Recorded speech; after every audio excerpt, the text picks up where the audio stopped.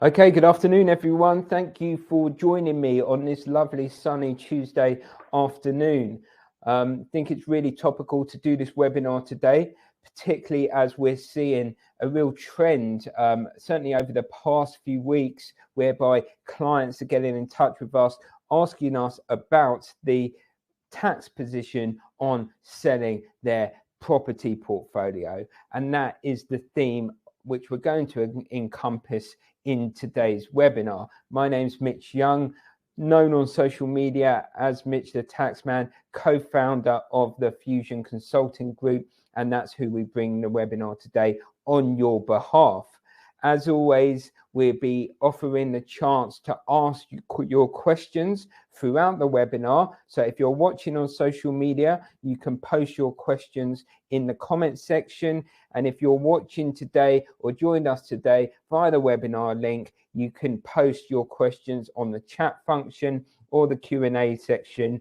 It's most likely I will get to that towards the latter half or towards the end of today's webinar. So as mentioned, the webinar today is brought to you on behalf of my company, the Fusion Consulting Group. We're the first of our size to offer 360-degree advisory services. By that, I mean we have our award-winning tax company, we have the accounting division, the legal division, the financial division, and the digital division, all within the one company, with the goal of providing joined up advice to our clients, all within the one company, to save our clients time and money. As always, for those who are listening and watching and joined the webinar today, we always offer a free tax consultation. So if you'd like to take me up on having a free tax consultation with myself, please send me an email today. My email's on screen. I'll be delighted to discuss your circumstances in greater detail, answer any questions, and see if we can help in any way. For those who are listening on social media, the link is in my bio, or take a note. My email is mitch@fusionconsult.co.uk, all one word. So as mentioned, really timely webinar today because there's so much going on. We're hearing more and more the tax increases, the burden of landlords to own property, the compliance procedures, the tax that is coming in, the tax rises. So I thought I'd do a webinar particular about selling property, selling your UK property, and some ideas around planning and solutions. So the agenda, we're going to speak for around 40 minutes to 45 minutes. I'm going to pack in a lot of information. I'm going to start by giving you my predictions on the upcoming budget that happens in 2 days' time. I'll talk to you about what I predict will come from there, and some likely tax rises. We'll then go on to talk about capital gains tax, how that's taxed in the UK, what the rates are, what you need to be aware of, going through some examples, because of course when you sell property that's not your main residence, there is a tax burden, and that is in the form of capital gains tax.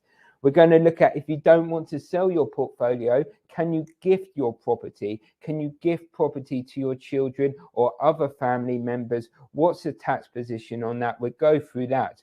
I'll then talk about, right, if you have the properties owned individually or within a partnership, it's costing you a lot of tax. What can you do?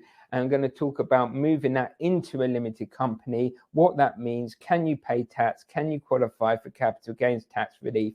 We're then going to talk about corporation tax. When you've got properties in a company, what happens if you want to get rid of those? What's the tax position on extraction of funds, and going from there. Finally, we'll finish up with some structuring, family investment company briefing, and then the Q&A, and then I'm going to relax and have a lay down. No, of course not. I am back to back as always. So as always, you know, anything tax related here at Fusion, we're able to handle, from compliance to advice. Most people come to us to provide written tax advice, looking at their overall structure, seeing what can be done, looking at the interaction between all the taxes and getting to a clear plan of action. So that's what we do at Fusion. Okay, let's talk about the November statement. This is happening 2 days' time. On screen, you can see the Chancellor, Jeremy Hunt, and this is what I'm going to be predicting. So firstly, as well documented over recent days, we're expecting the freezing of allowances. That is a freezing of the tax rates, the freezings of personal allowances. So currently, the income tax allowance, £12,500, just slightly over. We're expecting that to be frozen. He said they're going to be frozen to 2026. We believe that that's now going to be increased to 2028. Furthermore, the 1% reduction in income tax, so that was going to be down from 20% to 19%, will no longer happen. There are rumours, and have been rumours for many years now, I say many years, 2 to 3 years, that capital gains tax most likely will be looked at. There's a couple of different rumours on this. The first is that it will be pushed up. The capital gains tax rates will be pushed up in line with income tax. I can't quite see that happening to the full scale of what's been suggested, but they may slowly start the process in terms of slight increases of capital gains tax. And the second rumor, which I'll be absolutely shocked if it actually happens, is that they're going to be looking at some type of tier on the principal private residence relief. So as we know, principal private residence relief fully exempts any gains or growth when you sell your main residence from capital gains tax. It has been rumoured, and I'm not predicting this, but it has been rumoured that there will either be an abolishment of this or some tweaks to that. The next thing which I do think is going to happen is that, so dividends, they were reduced and they were increased, and now what we're expecting on Thursday is a further increase to dividends by a further 1.25%, which will mean that dividend tax at the basic rate will be at 10% rather than 8.75%, which is coming in, and then an additional 1.25% on the additional rate. Furthermore, we also think that there's going to be a reduction in the dividend allowance. So currently that's at a massive £2,000 one can take from their company tax-free, and we believe that that's going to be reduced to £1,000. And then finally, the inheritance tax nil rate band, which has been at £325,000 for many years, is likely to be frozen by an additional 2 years to 2028. So I do think there are going to be changes. It's likely that any changes will come in as of April 2023 and not immediately. So it could give you time to do your planning, and certainly, over the Christmas and New Year period, take advantage of tax and financial planning to ensure that you're as efficient moving into the new financial year and the new tax year. Again, any company directors that are listening, this might look into actually dividends are going up to 10%, with corporation going up to 25%. Should you be looking at how you're structured in terms of just extracting funds from the company? Is it better now to look at a salary model? So that's the type of things that we're looking at with our company directors at the moment as well. Okay, so let's talk about selling property. Well, selling second homes, second investments, any second property. We're not talking for this purpose about selling your main residence because of what we've said about the principal private residence relief. So capital gains tax is payable on the gain in which you make. If you're a basic rate taxpayer, so that is your total earnings and gains sheltered within £50,000, you'll be paying capital gains tax on the profit at 18%. If you're an additional rate taxpayer, so your income and gains means you're over £50,000, then you'll be paying tax on the gain at 28%. This is specific tax rates for residential property when you sell residential property that's not your main residence. Everyone will have an additional allowance. So you've got your personal income tax allowance, which is £12,500. You'll also every year have your capital gains tax allowance, which is £12,300. So you can make a gain of £12,300 and not pay any capital gains tax. Over and above that amount is where capital gains tax is going to kick in.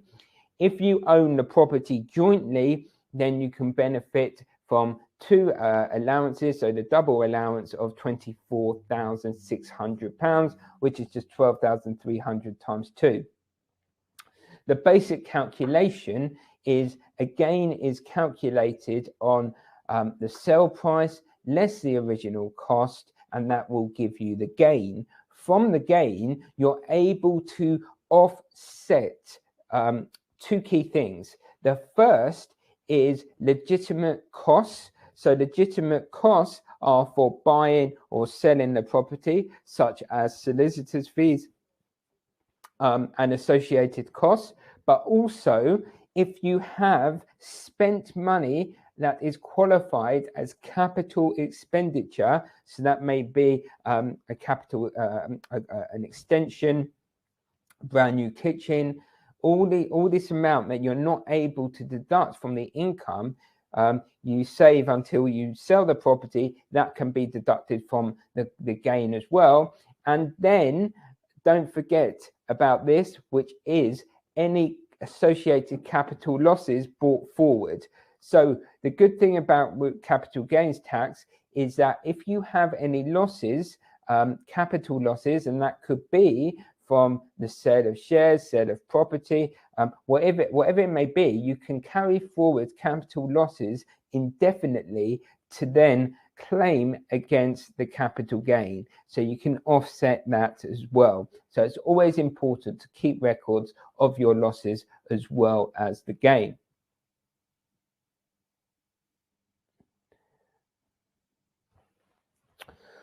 Okay, so now we're just going to come on to the compliance side. So you've sold your property, you worked out the tax, or properties, and you've worked out the tax. There is new tax compliance that has come in when you sell property in the UK. You now have to complete a capital gains tax return. So a capital gains tax return is separate from your usual self-assessment tax return. You need to complete this capital gains tax return within 60 days from the date of completion.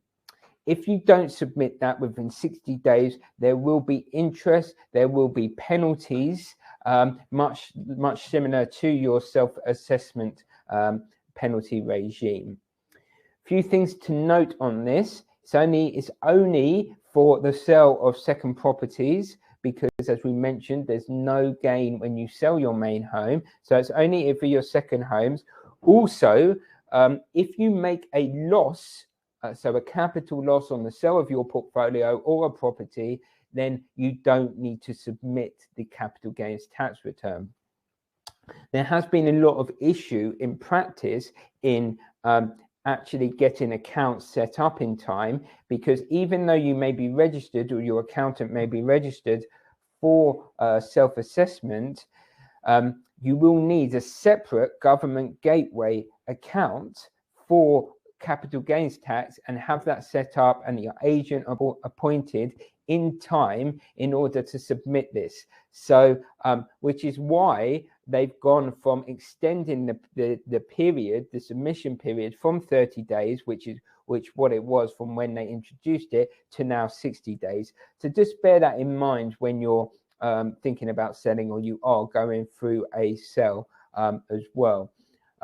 So you then submit the capital gains tax return within 60 days. But a big change as well has been you also have to pay the tax within that 60-day period as well. So pay the capital gains tax within that period as well.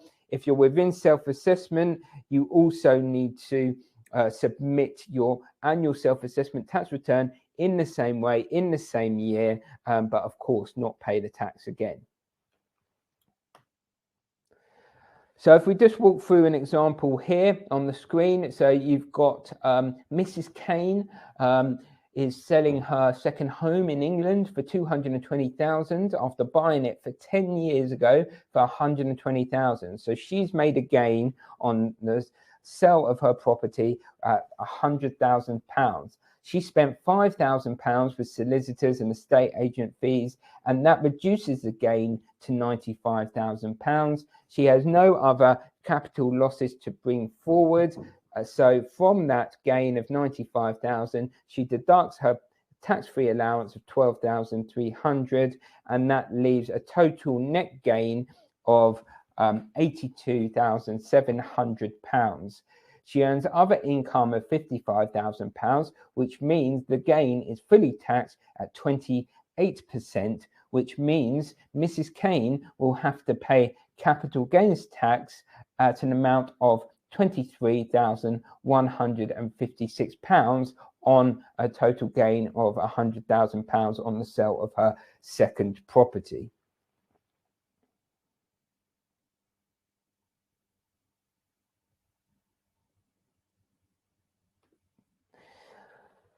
So good point that's been made, and I should note that this is for properties that are owned individually or through a partnership, okay, not via a limited company. And we'll come on to limited companies a bit later.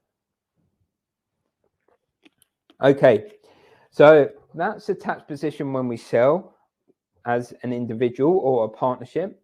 What's the tax position if we gift? So some people may be thinking about, gifting their properties to their children. So essentially, a gift of a property is subject to capital gains tax, okay, unless you're gifting it to your spouse or civil partner. If you're gifting it to anyone else, and that will include your children or any other family members, there is going to be capital gains tax, much like when you sell the property in the same way. So capital gains tax is charged on the profits, and essentially it's the market value of the asset at the time of the gift, which is essentially considered as the sale price, and then the calculation is market value at the date of the gift less the original purchase price, and that will give you your gain, in which you will be subject to capital gains tax on. The other thing to note with gifting is not only capital gains tax, but there could be a stamp duty tax charge on the gift if there is an outstanding mortgage. So you need to be careful if there is mortgage or gifting that over, whether or not there be stamp duty to pay. The stamp duty is not on the value of the property, it's on the value of the loan. Okay, so bear that in mind if you are thinking about doing that. The other tax to consider in terms of gifting is inheritance tax. So essentially, from an inheritance tax point of view, one of the main rules, which you're all probably aware of, is that if you gift something to someone and you survive 7 years from the date of the gift, then that asset falls outside your estate fully from an inheritance tax point of view. However, if you were to die within that 7-year period, the value of the property gets prorated depending on the year in which you died. So you can see on the screen here that I've put the tax rates here. If you were to die within to sort of 3 to 4 years out of the date when you made the gift, you'll be the rate of tax on the gift of what you'll be paying is 32%, and you can see that gets prorated accordingly. So that's just something to bear in mind when you're talking about gifting. It's not just about capital gains tax. We're talking about potential stamp duty, and you need to consider inheritance tax. A lot of people, combine capital gains tax and inheritance tax and the rules when they're thinking about this. So just bear that in mind. So just to recap, gifts are always taxable from a capital gains tax perspective, as if it's to anyone that's not your spouse or civil partner. Okay, so that would include your nephew, it would include your aunt, grandma, whoever, child.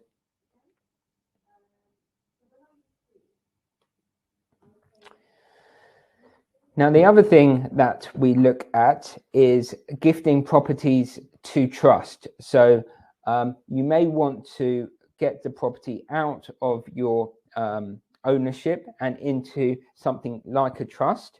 And the reason people look into trust is that it's good from an inheritance tax perspective, and it's very good from a legacy perspective, protecting your bloodline, protecting your asset from bankruptcy, care home fees, etc. There's no capital gains tax on putting the asset into the trust. That qualifies for gift relief, holdover relief. However, there are other taxes you need to consider. You don't just look at the trust for capital gains tax sheltering. You look at it with all the taxes. So there could be an immediate inheritance tax charge. So you can put an asset into trust from an inheritance tax perspective if it's within the nil rate band. So the nil rate band currently 325,000. You can put your assets in at that amount. If the value of the property is over 325,000, there'd be no capital gains tax, but there's something called a chargeable lifetime transfer, where that's an inheritance tax, immediate inheritance tax charge of 20% on the value above 325,000 to consider. You can't benefit from the asset once you've put it into trust. And then if you've got rental property and you're going to receive rents within the trust itself will be taxed at the highest rate of tax, 45%. So that's something to bear in mind.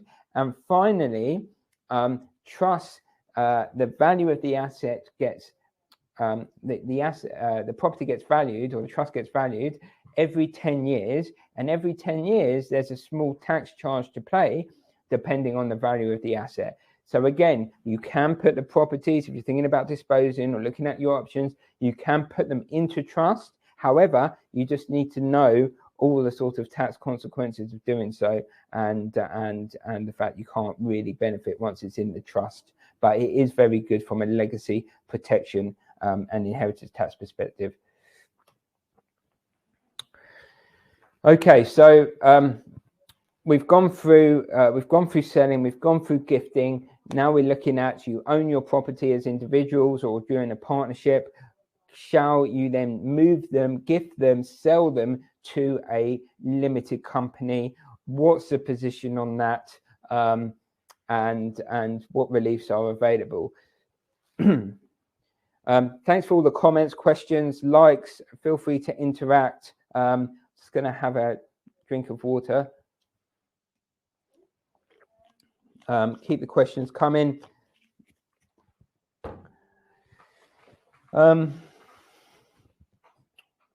Right. So the main considerations when you're thinking about moving the properties from your own name into limited company, you're looking at sheltering the mortgage interest. As we know, if you're a higher rate taxpayer, we've done many webinars on this, you can't fully deduct the full mortgage interest against the rental income, and therefore you're paying tax on artificial profits. So one of the key considerations is creating a structure that is more tax efficient for you on an annual basis. And it becomes slightly more tax efficient because you're able just to pay tax on the true profits at the corporation tax rates. Some other things to consider is that when you move properties into the company, depending if you can qualify for the capital gains tax reliefs of what we'll come on to, is that you can wash out the capital gain, so uplifting the capital gain into the shares of the company. There could be some long-term inheritance tax benefits. And also, if you're an entrepreneur and you have other business interests, you could align then your corporate group to move monies around, to continue property investment, to continue extraction of funds. So having moving your properties from your own name into a limited company could be an option in the right circumstances, and we'll come on to this. One of the most famous cases that we look at within the tax world is this case called Ramsey. And what we're talking about here is that, as mentioned, if you own properties and you're looking to give them to someone, and that someone could be your limited company, there is going to be capital gains tax to pay and stamp duty to pay potentially on that transfer. However, there is capital gains tax relief available when you incorporate a business.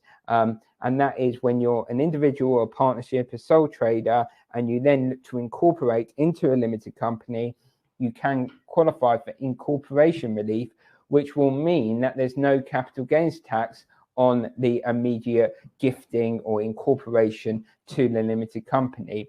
And the main case that tax advisors look at is around the Ramsey case on this.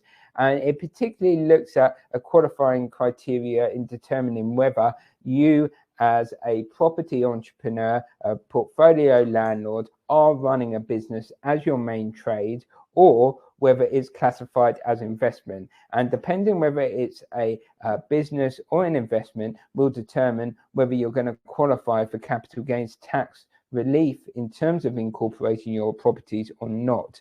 And some of the things they talk about within the Ramsey case is essentially how much involvement the owner has on running the business. And you talk about the 20 hours a week in running the business itself. So one of the things for you to consider, that if you do have your own property portfolio, are you spending sufficient time, hours on it every week, and can go through the badges of a trade, which I've put on screen now, in terms of determining whether you have a business or not. And the business of trade, whether there's a serious occupation there, whether you're seeking a profitable return, to a significant amount of activity. And if you do start to meet those conditions, then essentially you can look at qualifying for incorporation relief. You should accept that, this is an HMRC guidance, I'm just quoting now, you should accept that incorporation relief will be available where an individual spends 20 hours or more a week personally undertaking the sort of activities that are indicative of a business. Other cases should be considered carefully. So whilst there's no black and white within the legislation, if you can see, if your property portfolio is your main source of income, you're spending 20 hours a week in running that business, and you look through the business badges of trade, then you potentially could be confident in looking at claiming incorporation relief on moving your properties from your own name to a limited company. And essentially, as we've got here, this just explains the incorporation relief, what it is. It essentially enables a postponement of capital gains tax charge on the disposal of the unincorporated business by a sole trader. And essentially the shares get uplifted by the capital gains tax. So it is a highly lucrative tax relief, certainly for a number of property owners looking at restructuring or selling. The other thing to consider, right, so if we've dealt with the capital gains tax, so you've either said, okay, well, I think I can qualify, so I'm going to look down that route and potentially mitigate the capital gains tax, or I can't qualify. So either one, we've worked out the capital gains tax position. Then the next tax that you need to consider is the stamp duty land tax. So there will be stamp duty land tax on moving the properties from your own name to the limited company. There is, if you are moving a number of properties in, there is something called multiple dwellings relief, whereby you don't pay the actual stamp duty rates of what they are, but essentially you pay an average value. You take the average value of the properties that you're incorporating, and then it's subject to stamp duty at 1%. So you can see if you can qualify for that. In most cases, if you're moving a number of properties in, you can. So don't just assume you're going to have to pay the normal rates of stamp duty. There is something called multiple dwellings relief when you do your portfolio. And then there is a situation whereby if you're running a partnership, so those listening who are running an actual partnership between a husband and wife or any other persons, that if you've been running a partnership for longer than 3 years, and you decide that it makes commercial sense to move the partnership into a limited company, then you can qualify for stamp duty land tax relief. And partnerships is only pretty much the only place within the legislation that you can mitigate stamp duty by incorporating the partnership. There is, of course, as what you would imagine, loads of anti-avoidance HMRC has put out when the rules came in around mortgage interest, whereby, you know, loads of people were just setting up artificial partnerships and then just straight away incorporating to try and claim stamp duty mitigation relief. So there is anti-avoidance in place, which basically states you need to be running a partnership for 3 years before incorporation, and the incorporation has to be on a commercial basis.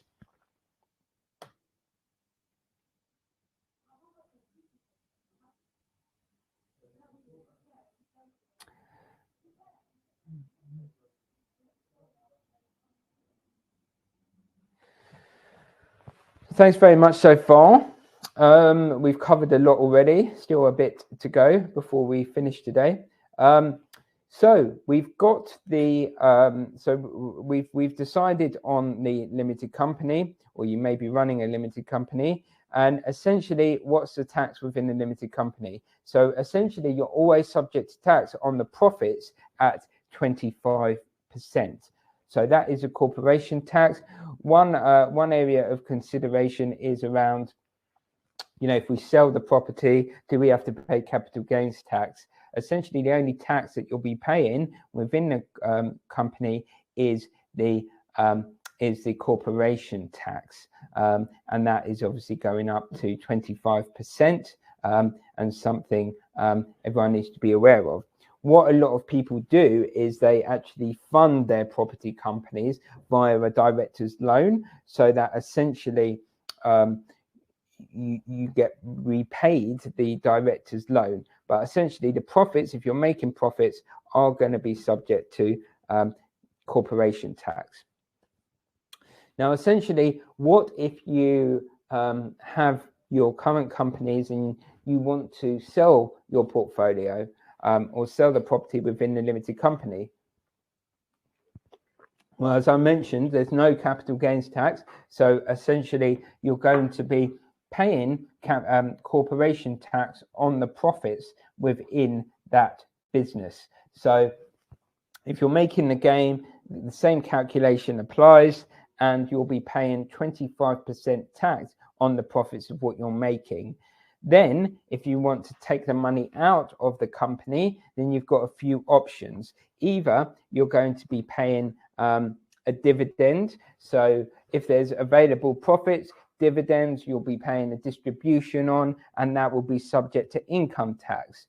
Dividend tax, as we mentioned, currently 8.75%, up to the basic rate of tax, and then it goes higher and higher, and there is a further increase on that as well. But essentially, you've got the 8.75, the 33.25, 38.1 at the additional rate.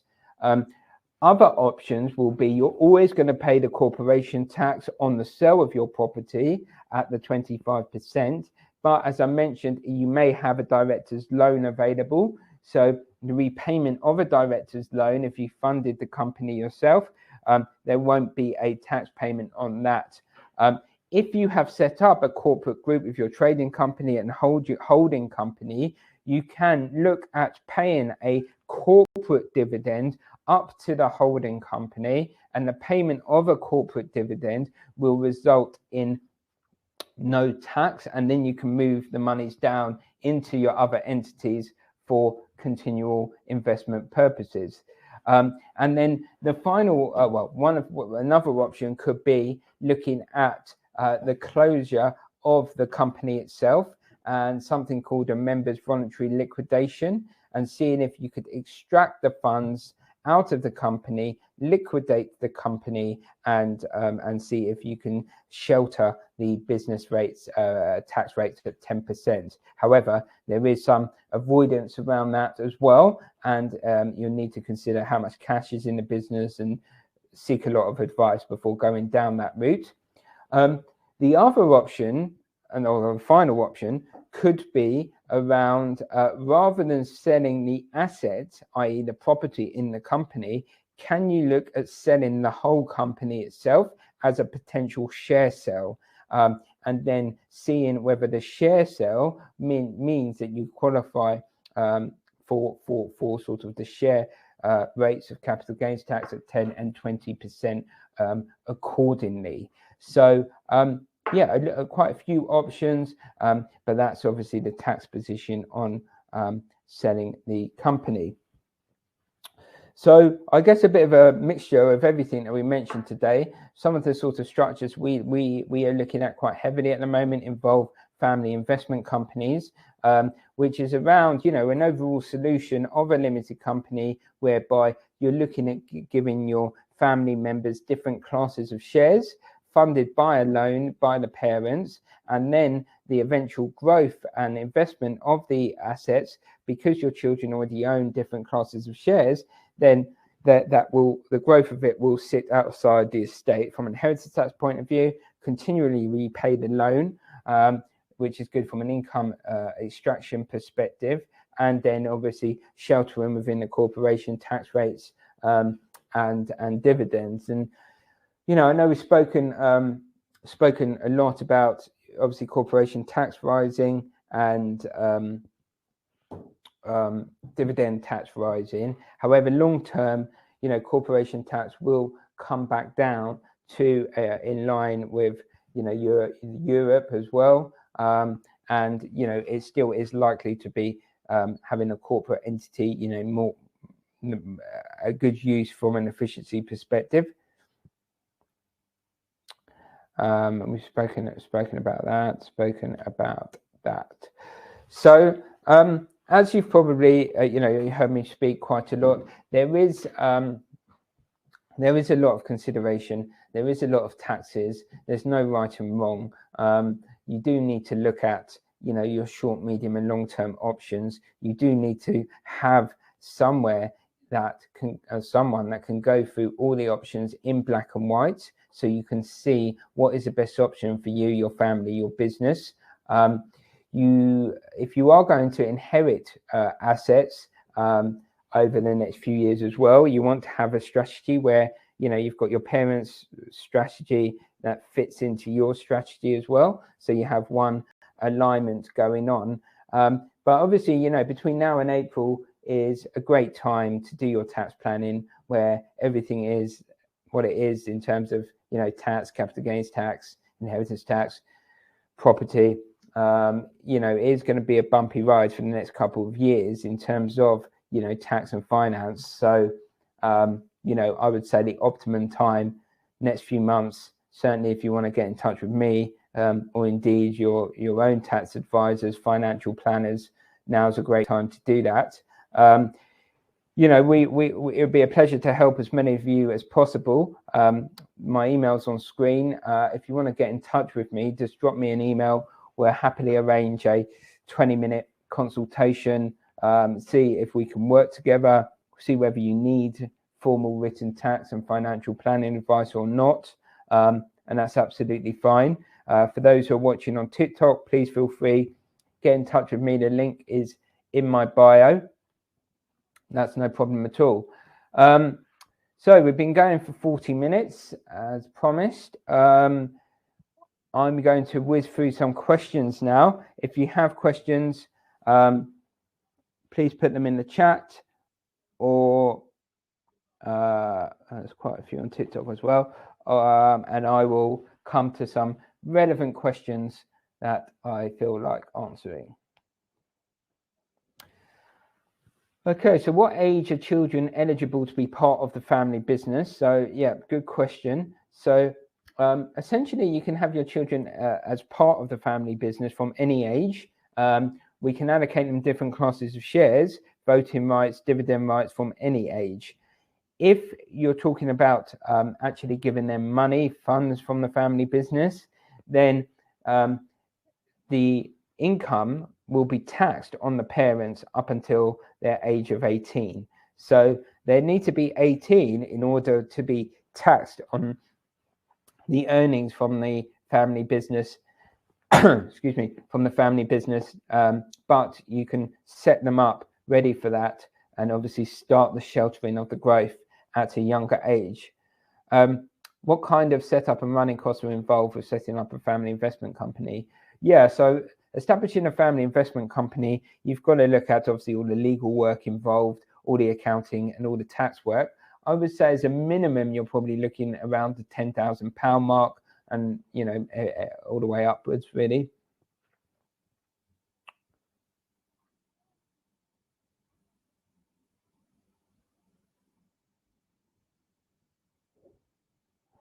Yeah, so this is a good question around principal private residence relief. If I'm abroad and selling my main home, which is my residence abroad, will I pay subject to tax? And the answer is no. You will. You have your main residence, and that can be in the UK or overseas. I'm just going to scroll through TikTok, see if there's any good questions. I'll come down to TikTok.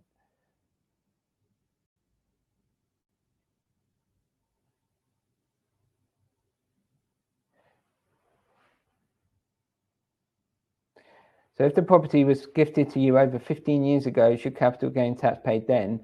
Yeah, I guess it depends on, if a property was gifted as a main residence, then essentially there may not be capital gains tax. We may qualify for principal private residence relief, but the person making the gift will be the one who's going to pay the capital gains tax. If it was a second home, then yes, capital gains tax should be paid or should be payable, and you should look to rectify that position. Yes, there's replays available, so everyone should get an email tomorrow with a replay of the presentation. Do you have a YouTube channel? Yes, I do, but it's a bit outdated. I do need to spend some time on my YouTube work, to be fair. TikTok is essentially using that as my video resource, so there is a lot of resource on TikTok.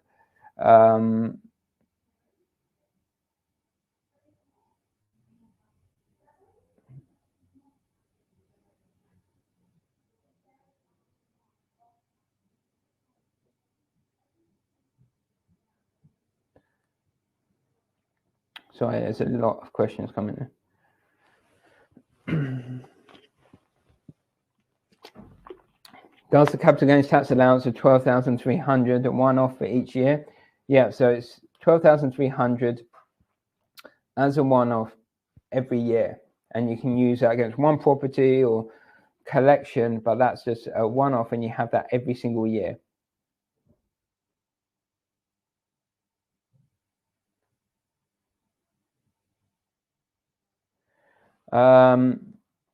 Okay, please confirm. I'm holding property as a non-resident, so income tax is not applicable in our home country. We are paying tax against income, so we take advantage against them. So yeah, I'm not quite sure I understand the question, but yes, I mean, you will be subject if you own the property. If you own UK property as a non-UK resident, you are subject to UK tax, and you'll be paying tax accordingly. When you sell UK property as a non-UK resident, that will be subject to capital gains tax. However, you do have the option to use the market value as of April 2015 and not the original purchase price. So that's something to bear in mind as a non-UK resident. Apologies, we actually didn't cover that. I probably should have mentioned that in the presentation today in terms of selling property as a non-UK resident.